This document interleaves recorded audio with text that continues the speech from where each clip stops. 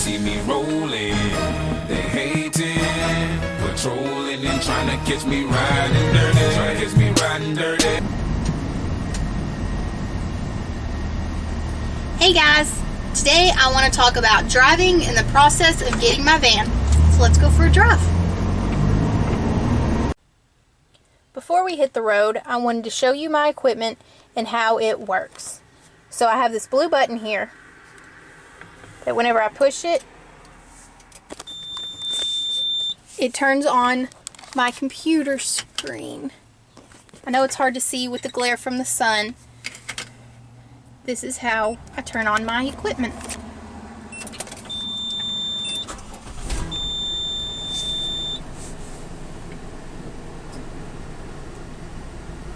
And then here it's going to ask me to boot up my equipment by turning the steering wheel and pushing the gas and brake.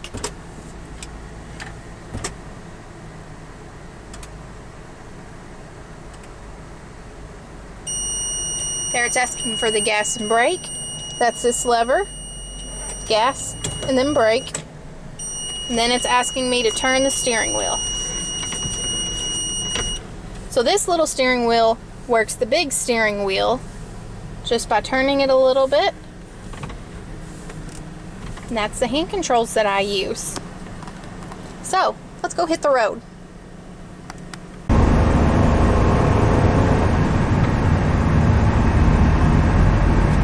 The whole process of getting my van took over a year. Can't remember exactly how long because it was 9 years ago. But we contacted vocational rehabilitation so that they could help finance the hand controls for my van. We met with them, me and my parents, face to face in a meeting to talk about my needs and why I needed a vehicle. And the reason for needing a vehicle was so that I can get a job after college. So this was all happened my freshman and sophomore year of college. So we met with them, and after a long meeting, they approved for me to meet with their driving experts so that I could determine which kind of hand controls I would need. So we went to Lexington, Kentucky, which was about 3 hours away, to meet with the experts so that she could see my range of motion and determine which type of hand controls I was going to need to safely drive. On that day, she actually put me in a vehicle to practice with some different kinds of hand controls. And once we determined what kind of hand controls I needed, then they have to, of course, start a long process of paperwork. And we then set up a time for me to come and learn how to drive.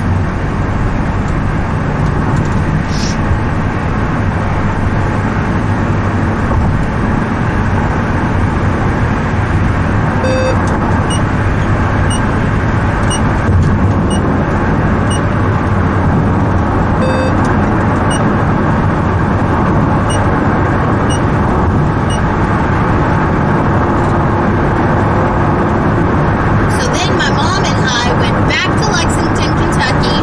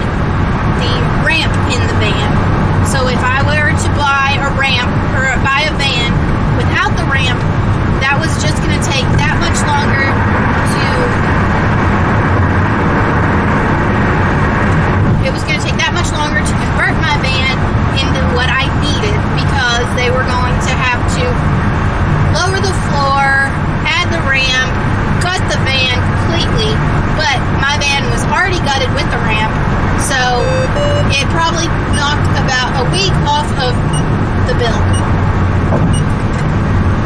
So once we bought my van, we handed it back over to Voc Rehab, and they modified it for my needs. So they pretty much gutted the front of the van out so that they could wire in my hand controls, which comes with pretty much a computer.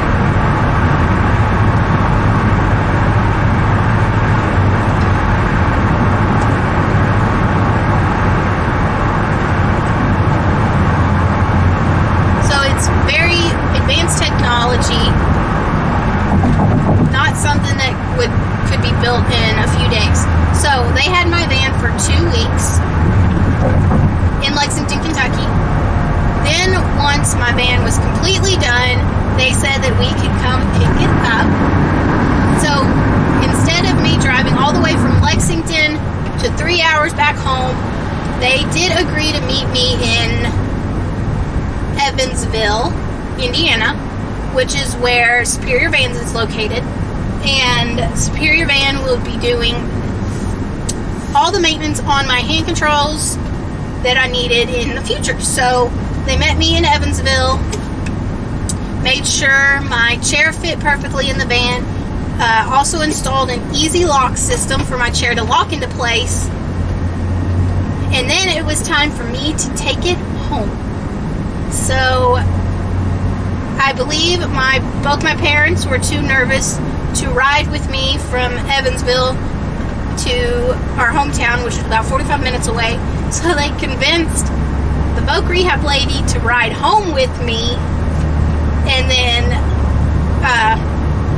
her partner drove behind us, and then he picked her up from our hometown and took her back to Lexington, Kentucky. So she drove back home with me, and then they pretty much set me free and said that I had passed my driver's test. I was good to go. Pretty sure my parents were a nervous wreck. So one of the things that Voc Rehab did do for brand new drivers was they installed a brake pedal in the passenger side, so that if I got into a bind being a new driver, whoever was riding with me could hit the brake in case of an emergency. Never had to do that. I am a good driver. So I think I can't remember how long I had it, but it was a few months. They took that brake pedal out of my van.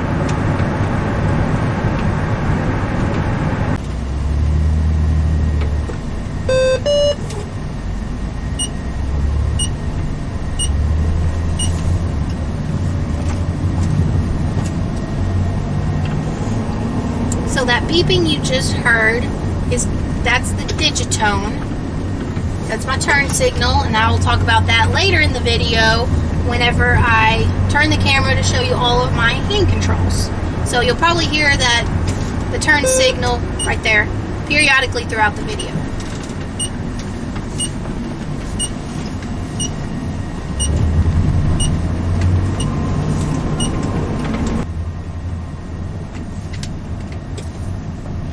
For maintenance on my hand controls and the ramp, I always take it to Superior Vans in Evansville, Indiana. For maintenance on the van itself, Superior Van does not do that, so that has to just go to a regular mechanic where I live. So I found a mechanic that had a pit, so that for oil changes, I don't have to get out of my van. I can just drive over the pit, which is what all their customers do for simple oil change. But for all the other maintenance, such as tire rotations, engine work, whatever maintenance is done on a van, I have to hand my van over to them. So my van having hand controls, I was very nervous the first time, and really every time I take it, I'm very nervous. I typed up instructions on how to drive my van without the hand controls. we switched my vans over so that the regular steering wheel and gas and brake can be used for their mechanics to drive. I did ask them that only one mechanic work on my van so that there's not several mechanics getting in and out, trying to learn how to drive my van and maybe having a potential accident. So I typed up instructions on how to start my van and switch gears and everything, because that is still done through the computer. That is not done with the regular gear shift. The gear shift actually is completely unconnected. It doesn't even work. So they keep a printout in their office, and I also take a copy of how to turn it on, turn it off, switch gears every time that I go. I also instruct them on how important it is whenever they park the van to keep the wheels straight, because I have learned that has messed things up. Whenever we go to switch my key controls, if they for some reason put it in park and turn it off with the wheels turned. There's been so many times that they called me and said that they turned on the van, started driving it, and it stopped driving. It shut itself off or something, and it came down to they didn't properly turn on the van. So that always makes me very nervous. My husband has had to leave work and go over there to turn it back on for them and instruct them how to properly turn it on. So now the one mechanic has driven my van numerous times, so he's very comfortable with driving it and working on it.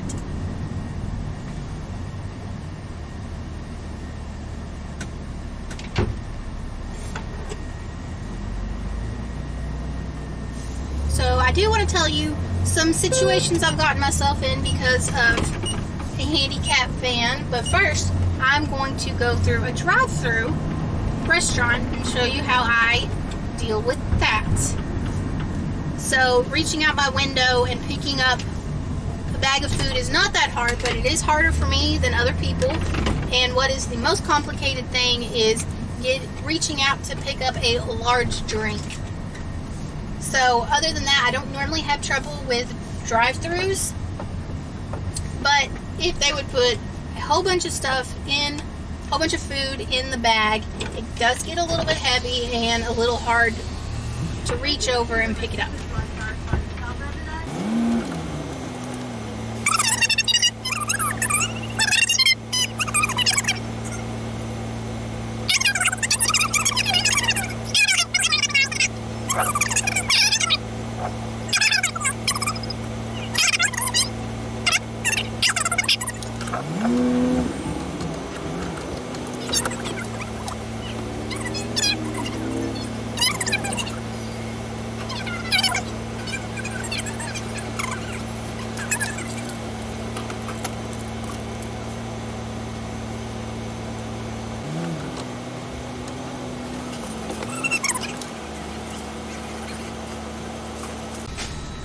Here you go.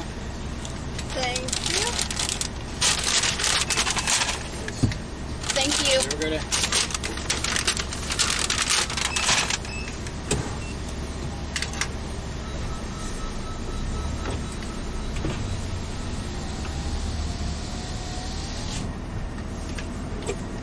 So when I go through a drive-thru, I do try to get as close to the window as I can without hitting the building, so that it's much easier to reach over and get the food, so I don't have to unbuckle to reach it.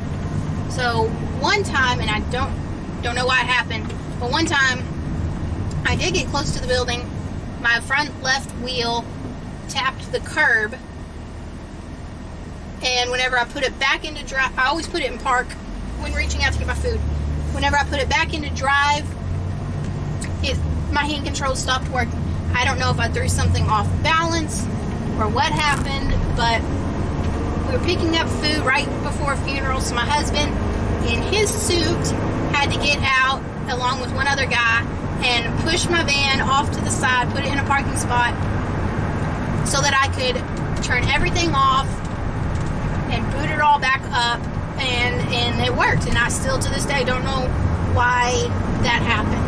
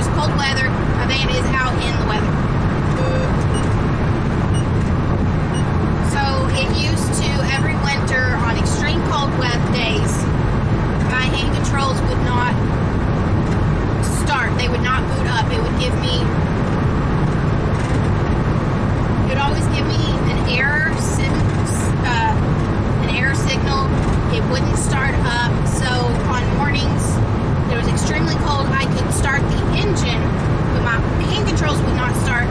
So I'd have to let it sit there with the heat running for several minutes to almost an hour before it would boot back up. So now that we have a house that I can park in the garage, that does not happen anymore, but it did happen for the first 7 years of having my van every single winter. Another problem that I dealt with about 6 months ago, the cable for my door, the door that has the ramp, it snapped whenever I got to work. So I got out of my van. Whenever I went to close my door, the cable snapped. So I had several guys come outside, look at it, see what they could do. I called Superior Vans to tell me what to do, because the ramp would close, but the door wouldn't close because that cable was in there and it was like stuck on something. So they told me to cut the cable, but they couldn't get me in until that Friday. This was a Tuesday. So they couldn't get me in to fix it until 3 days later. So all I had to do at that point was drive to work. Well, my caregiver held me into the van in the morning. She would manually shut the door. I would drive to work. I would call someone to come out and manually open the door. My ramp would still work, so the ramp went down, ramp closed up,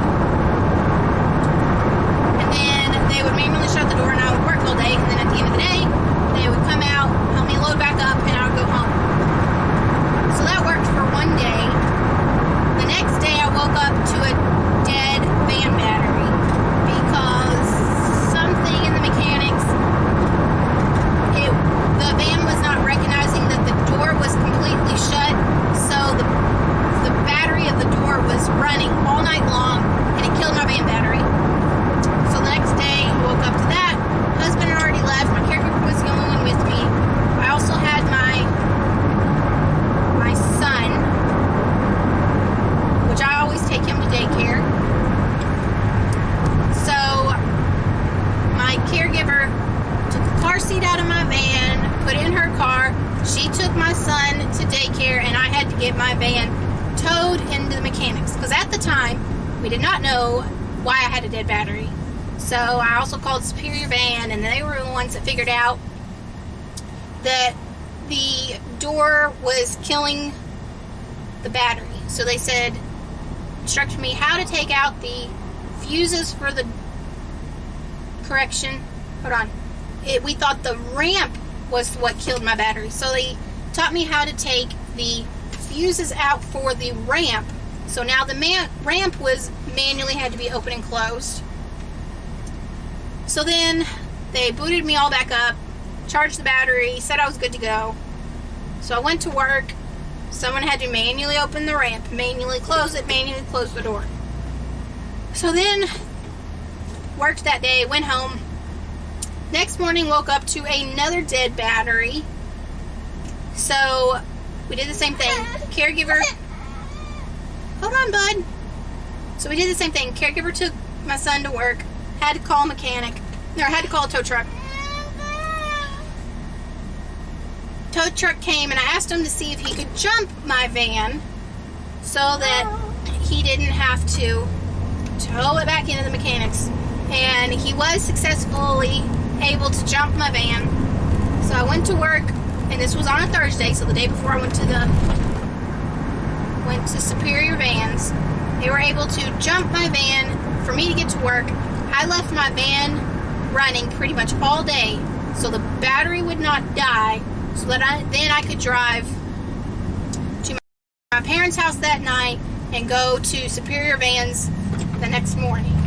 So Superior Vans, they're always great. They got me fixed up, figured out that it was fuses to the door, not the ramp that were hurting it. So got it all fixed up, and I was good to go later Friday afternoon, and haven't had a problem since with it.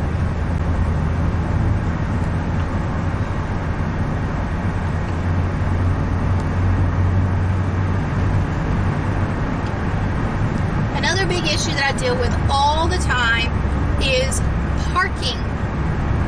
I always park with those striped spots to the right of my van, which is where my ramp comes out, and it almost never fails. Someone parks over the white stripes, or they park in the white stripes, and we have to find the person. I've actually called the cops on people twice because they illegally park in the white stripes, or my husband can slowly back up my van so that I can then get in and drive home. So that is a big issue everywhere I go, is parking.